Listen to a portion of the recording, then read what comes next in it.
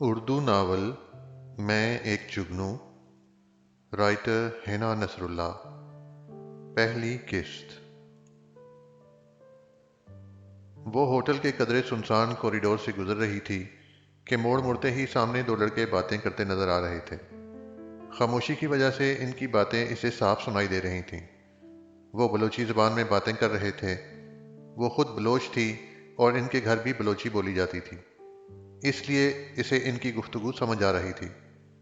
वो आहिस्ता कदमों से इनके करीब से गुजरती गई।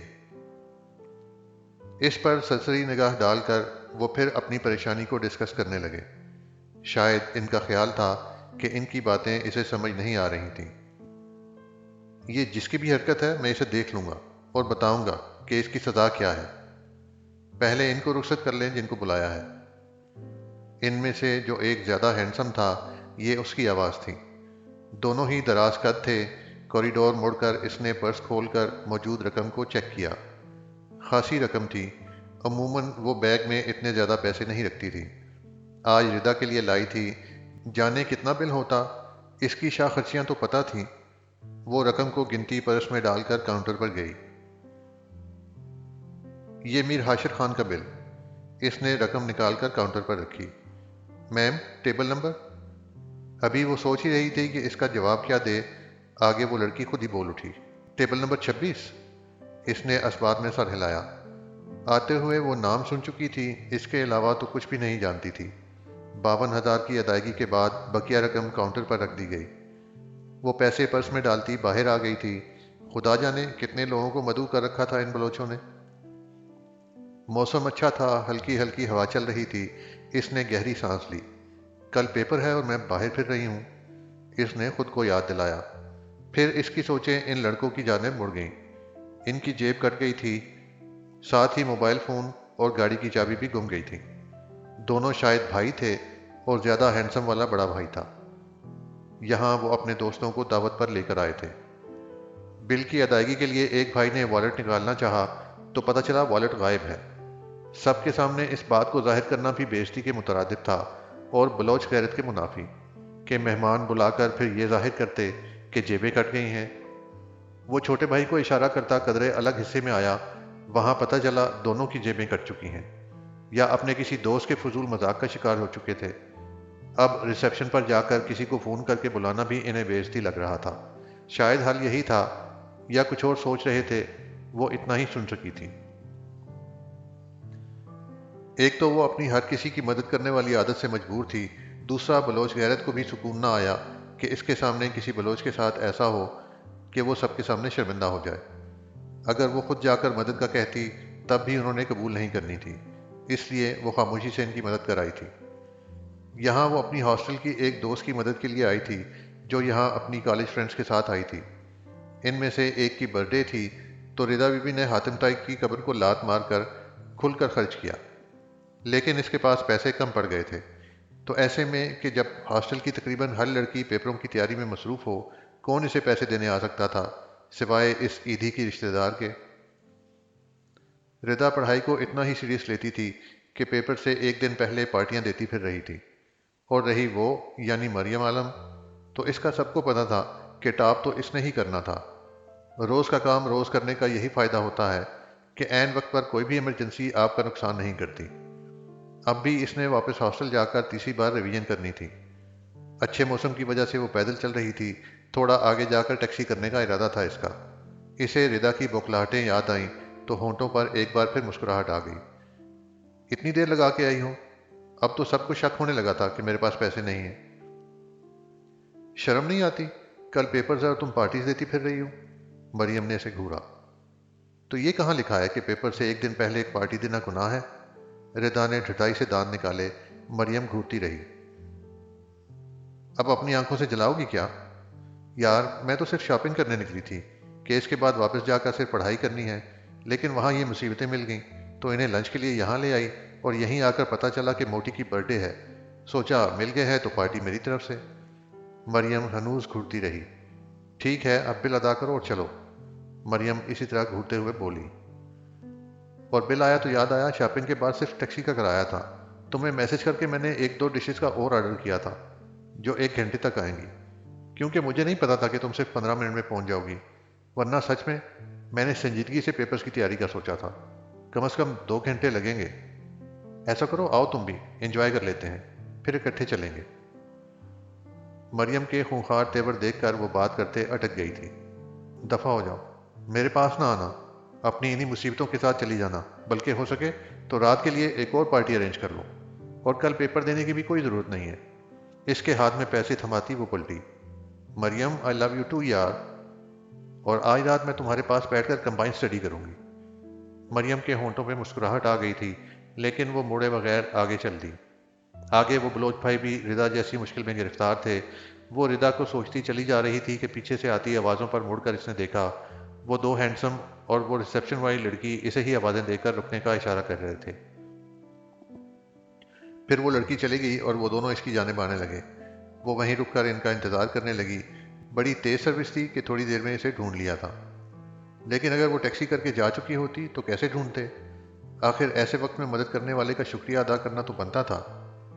इनके करीब आते ही वो जो खैर मकदमी मुस्कुराहट से जाने लगी थी, बड़े भाई के सवाल पर हैरान रह गई। कौन हो तुम? जी। वो अल्फाज पे कम, इसके लबो लहजे पे और अंदाज पे ज़्यादा हैरान हुई थी। वो खूंखार निगाहें इसके चेहरे पर गाड़े जैसे आंखों से ही इसे खा जाना चाहता था। ज़्यादा मासूम बनने की ज़रूरत नहीं है। बताओ, किसने भेजा है तुम्हें? किसका मोहरा हो तुम? या फिर तुम खुद ही हमारा सामान चुरा कर हमारी नज़रों में अच्छी बनना चाहती हो? राहो रस्म बढ़ाने का अच्छा तरीका है।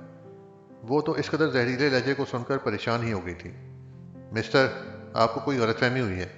मुझे किसी ने नहीं भेजा, न मैं किसी का मोहरा हूँ। वहाँ से गुजरते हुए आपकी बातें सुनी तो मैंने सोचा इंसानियत के नाते आपकी मदद कर दूँ, और बस। वो बिल्कुल ठंडे लहजे में बोली, क्या आप बलोच हैं?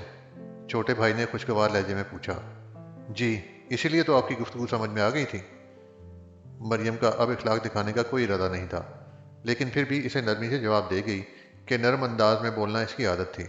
हाशिर अभी भी इसे बेएतमादी से देख रहा था। मेरा नाम जाजिब खान है, इसने अपना तारुफ करवाया। मेरा नाम। अभी वो बोल ही रही थी कि हाशिर ने इसकी बात काट दी। मैंने तो पहले ही कहा था, राहो रस्म बढ़ाने का तरीका है ये। लेकिन मोहतरमा, हमें आपके बारे में जानने का कोई शौक नहीं है। मरियम को तो उसके अल्फाजो अंदाज ने आग लगा दी। मोहतरम इंसान, आप हैं कौन कि जिससे मैं राहो रस्म बढ़ाऊंगी? आप अगर खुद को कोई तोप शह समझते हैं तो समझते रहें, मेरी बला से जहन्नुम में जाएं। यानी हद है खुशफहमियों की। मैंने तो सिर्फ इंसानियत के नाते मदद की थी, और दूसरा मेरी गैरत ने गवारा ना किया कि कोई बलोच पैसे के लिए किसी की कोई बात सुने।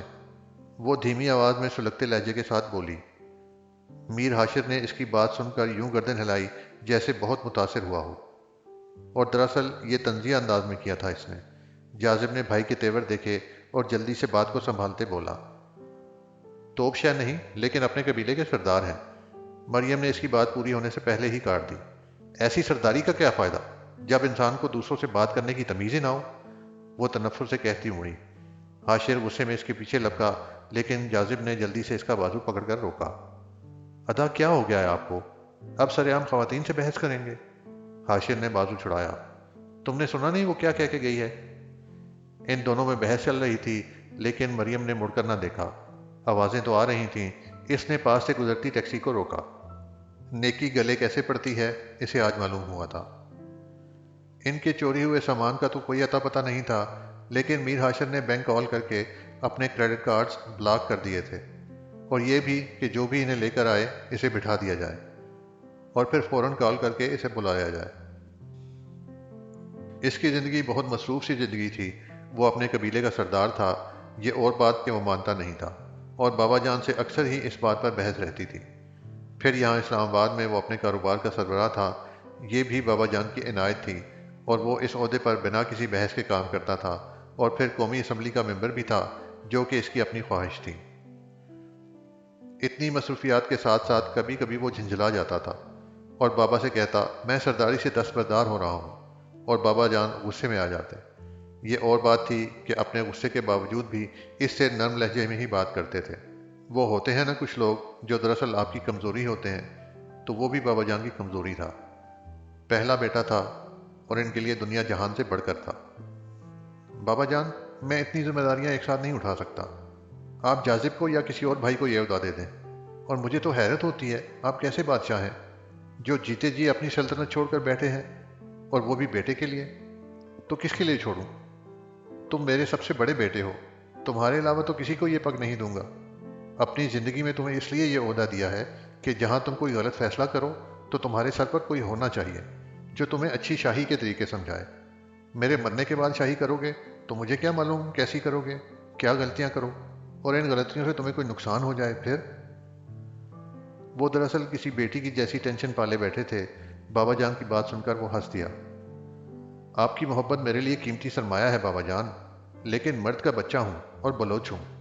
आप मेरे लिए ये बेटियों वाली फिक्र ना पालें। सारी दुनिया आपके रोबो दबदबे से डरती है, और आप अपने सबसे बहादुर बेटे के लिए ऐसी फिक्रें पालते हैं। बाबा जान ने इसकी बात सुनकर सर झटका। तुम भी जानते हो मेरी असल परेशानी क्या है, और ये तो मैं भी जानता हूँ कि मेरा बेटा बहुत बहादुर और मजबूत है।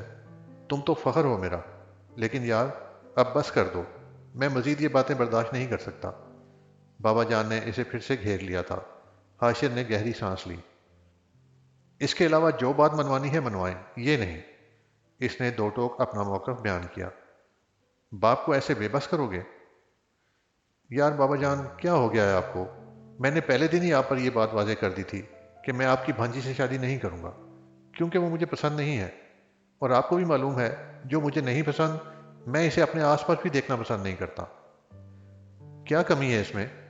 किसी फिक्रमंद माँ की तरह वो बोले। कमी तो कोई नहीं है, बल्कि ज्यादती है। वो हंसा। बाबा, आप क्यों इसकी मेरे मुंह से बुराई करवाना चाहते हैं? हो सकता है वो अच्छी लड़की हो, लेकिन मुझे पसंद नहीं। तुम्हारी बचपन की मंगेतर है, और आप भी जानते हैं कि मुझे बचपन से वो नापसंद है। वो बेमुरव्वत हुआ। तुम मेरी नरमी से नाजायज फायदा उठाते हो। आपके बाबा जान ने इसे घूरा, और ये हकीकत थी कि वो जायज़ नाजायज़ सब फायदे उठाया करता था।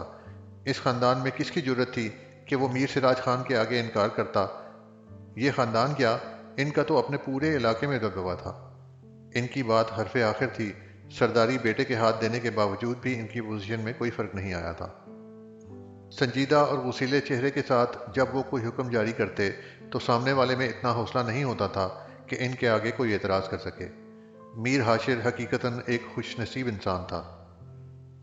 जब वो दोनों बाप बेटा बंद कमरे में बैठकर बात करते तो बाबा जान की संजीदगी, रौब और गुस्सा सब कहीं दूर चला जाता। अगर जो इनके किसी और बेटे को ये मालूम हो जाता तो वो बिला झिझक इनकार कर देते।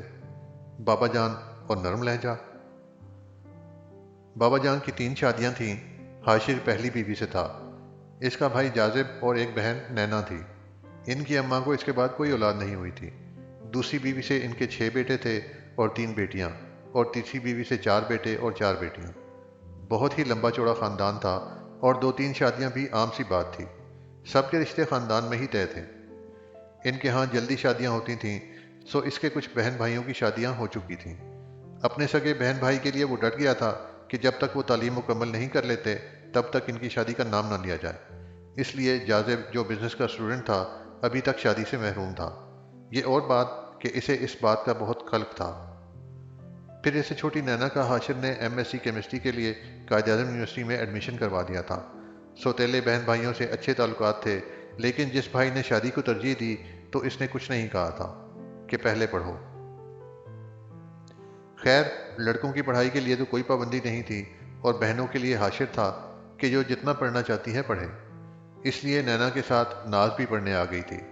वो दोनों हॉस्टल में रहती थीं कि यहाँ इस्लामाबाद वाले घर में सियासत और सरदारी की वजह से हर वक्त आना जाना लगा रहता था, तो इसलिए हाशिर ने खुद ही इन्हें हॉस्टल भेजा था।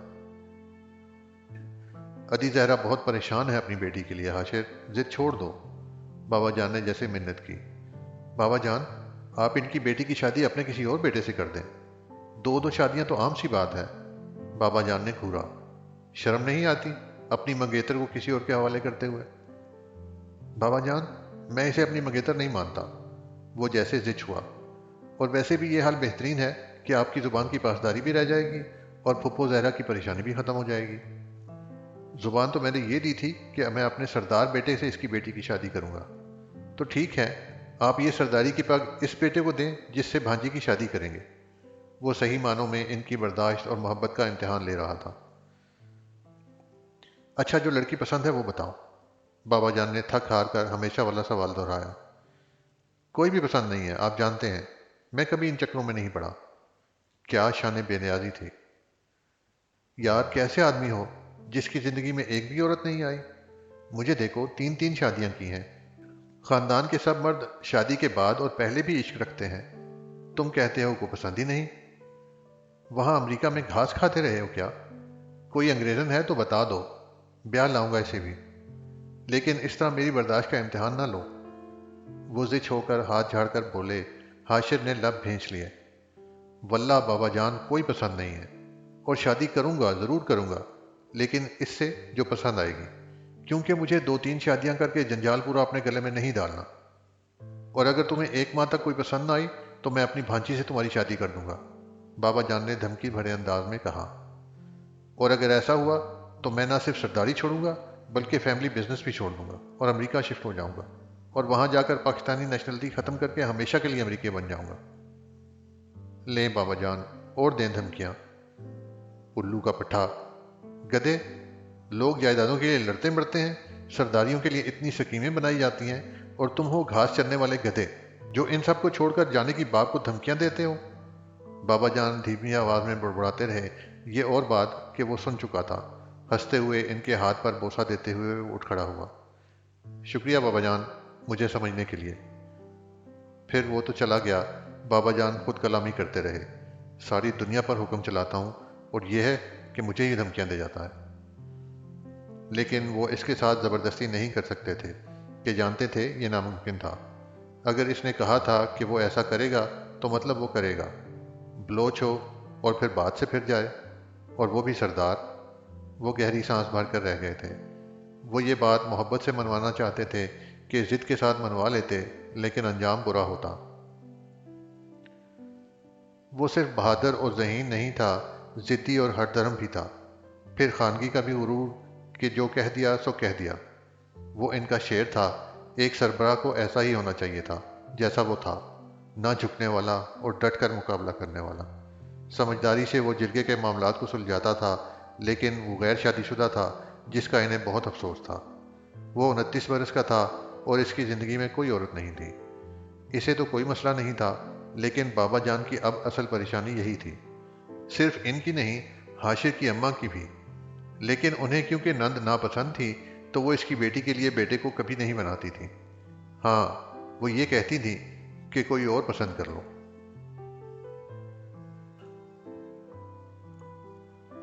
रिदा रात को लौटी थी।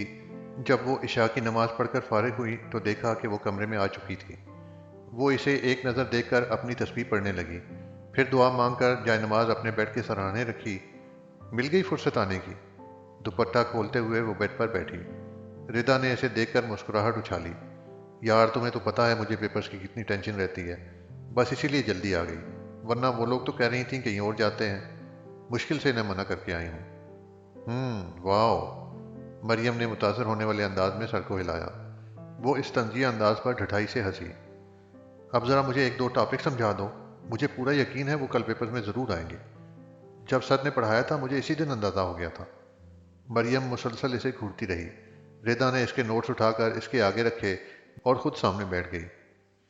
क्योंकि तुम्हें पहले दिन से अंदाज़ा था कि वो बहुत अहम है, तो तुम इन्हें खुद कर चुकी होगी, इसलिए अब मेरा सर न खाओ। यार क्या हो गया है? तुम मेरी पढ़ाई के लिए यूं सीरियस रहती हो जैसे मेरी माँ हो।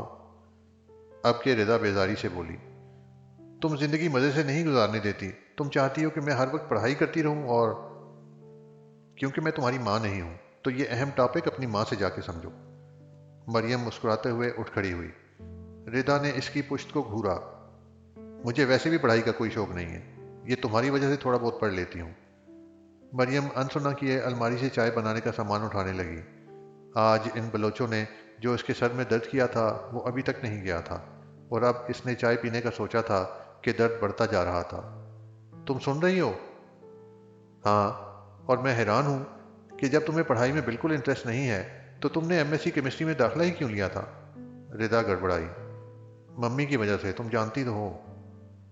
जानती हूँ मम्मी की वजह से आई हो, लेकिन मैं इस बात पे हैरान हूँ कि तुम्हारे पढ़ने का हाल मैं देख चुकी हूँ, और तुम्हारा एमएससी केमिस्ट्री का मेरिट कैसे बन गया था? पढ़ती तो तुम हो नहीं।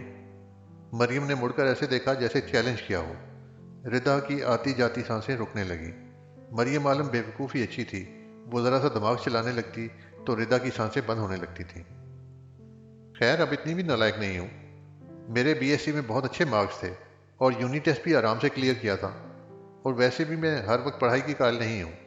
बस पेपर्स की रात पढ़ लेना काफ़ी होता है। जी, आपकी पेपर्स की रात वाली पढ़ाई को मैं जानती हूँ। इसी से तो मुझे अंदाज़ा हुआ कि आप में एक टॉपर लड़की छुपी हुई है। रिदा ने बेबसी से इसे घूरा और दिल में खुद को कोसा। क्यों वो इस लड़की की बेवकूफ़ी को चैलेंज करती थी? जब वो नरम मिजाजी से हटती थी तो बहुत जालिम बन जाती थी। मरियम चाय बनाते हुए सब सामान इकट्ठे डालती थी और अब भी ऐसा ही किया था। वो चाय का बर्तन उठाए एक तरफ रखे सिलेंडर की तरफ जाने लगी कि दरवाजे में सर घुसाकर मारिया ने मरियम को दर्दनाक आवाज़ में पुकारा। हाय मरियम, मेरा सिलेंडर ख़त्म हो गया है और सब चाय के लिए तरस रहे हैं। प्लीज़ अपना सिलेंडर दिखा दो। इस लड़की का रूम इनके रूम से थोड़ा दूर था, लेकिन जब कोई मदद नहीं करता था तो हॉस्टल के हर कोने से एक ही आवाज़ आती थी, मरियम आलम के पास जाओ। और वो यहाँ थी। मरियम ने हाथ में पकड़ा चाय का बर्तन करीबी मेज़ पर रखा और आगे बढ़कर सिलेंडर उठाकर इसे पकड़ा दिया। रिदा तीर की तरह उठकर दरवाजे तक आई। अभी मरियम खुद चाय बना रही थी। वो बना के पी ले, फिर आके ले जाना। रिदा को वो बेवकूफ़ अच्छी लगती थी, लेकिन सिर्फ अपने मामले में। वो हरगिज़ ये नहीं चाहती थी कि इसकी दोस्त सबके लिए ऐसी हो।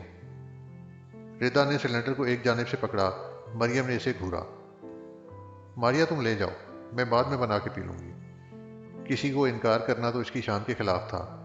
मारिया तो शुक्रिया के साथ सिलेंडर लिए चली गई। पीछे रिदा गुस्से से इसे घूरती रही और मरियम इसे। जब अपने लिए बना रही थी तो क्यों इसे दिया? इतनी ही हमदर्दी है तो पहले खुद पी लेती चाय, फिर इन्हें देती। जब वो मांगने आ गई थी तो क्या कहती, इंतजार करो। हाँ, ये कहने से तो बलोच साहब की शान में कमी होती है ना। मरियम ने घूरा। वो थोड़ी देर में दे जाएगी, बना के पी लूंगी फिर। तुम भी जानती हो अब 2 घंटे तो कहीं नहीं गए। और अगर वो आपको सिलेंडर आके देना भूल जाएगी तो जाकर मांगना भी आपकी तौहीन होगा। वो जल कर बोलती अपने बेड पर जा बैठी। वो तो सबकी मदद करती थी, लेकिन खुद किसी से मदद नहीं मांगती थी, और मांगने वाले को इनकार करना ये भी इसकी शान के खिलाफ था। खुद इसे तो इस सब से कोई मसला नहीं होता था, लेकिन रिदा तो शुरू से इसकी इन आदतों से चिढ़ जाती थी। बल्कि अक्सर लड़ाई भी इसी बात पे होती थी। कुछ लोग तो मरियम की अच्छी आदतों की वजह से इसका एहसास करते थे, लेकिन उमूमी तौर पर इसकी नरम मिजाजी और फराख दिली को लोग फॉर ग्रांटेड लेते थे। उधार लेकर फिक्स डेट पर ना देते तो वो मांगने नहीं जाती थी, और जो लेकर भूल जाते थे वो इन्हें तो कुछ भी नहीं कहती थी। रिदा इन आदतों से जल भून कर इसे बहुत सुनाती थी, और वो इसके दोस्त होने की वजह से हंसकर ये भी सुन लेती थी। और आज भी ऐसा ही हुआ था कि 2 घंटे बाद मारिया माजरत करती कहने लगी, यार सिलेंडर ख़त्म हो गया है, सॉरी। वो मुझे भूख लग रही थी तो अपने लिए चावल भी बना लिए थे। चावलों में भी पानी रह गया था कि सिलेंडर ख़त्म। मरियम ने बिना कुछ कहे सिलेंडर लेकर रख दिया, जबकि रिदा ऊंची आवाज़ में बोली, प्यारी मारिया, हम माजरत खां हैं कि हमारे गैस ने आपको बीच में दगा दे दी। अगली बार हम पूरा गैस फुल करवा कर आपको देंगे, ताकि आपको कोई तंगी ना हो। मारिया गड़बड़ा गई थी। कोई बात नहीं मारिया। मरियम ने मुस्कुराकर मारिया को देखा, जो होले से खिसक ली। देख लिया आपने बलोच साहब, लोग ऐसे ही बेगैरत और बेशर्म होते हैं। रिदा का बस नहीं चल रहा था कि या तो मारिया के हाथ तोड़कर आए या मरियम को कहीं उठा मारे। यार, क्या ज़रूरी है कि बंदा बेवकूफ़ी की हद तक अच्छा और बामरमत हो? अगर जो कभी रिदा को ऐसा होना पड़ता तो यकीनन इसकी सांसें बंद हो जाती। मरियम ने टेबल पर रखे अपने चाय के बर्तन को देखा, जहां पत्ती अब रंग छोड़ रही थी। वो खामोशी से अपने बेड पर आकर बैठ गई। चाय की तलब थी कि बढ़ती जा रही थी और गैस ख़त्म थी। इस वक्त तो हॉस्टल का किचन भी बंद होना था। रिदा को पता था अब वो सुबह ही चाय पी सकती थी। वो बुड़बुड़ाते हुए पाँव में चप्पल डालते बाहर चली गई, और थोड़ी देर बाद जब वापस आई तो इसके हाथ में एक सिलेंडर था। बिना बोले इसने मरियम की चाय बनाई और इसके आगे तकरीबन पटखने के अंदाज में मग रखती पलट गई। मरियम मुस्कुराहट दबाए इसे देखती रही। इसकी दोस्त को पता था कि इसे चाय की शदीद तलब थी, लेकिन किसी से सिलेंडर मांगना भी इसके लिए नामुमकिन था। लेकिन रिदा के तो बाकी लड़कियों की तरह उधार चलते रहते थे। रिदा सामान को जगह पर रखते दोबारा सिलेंडर कमरे से उठाए बाहर जा रही थी।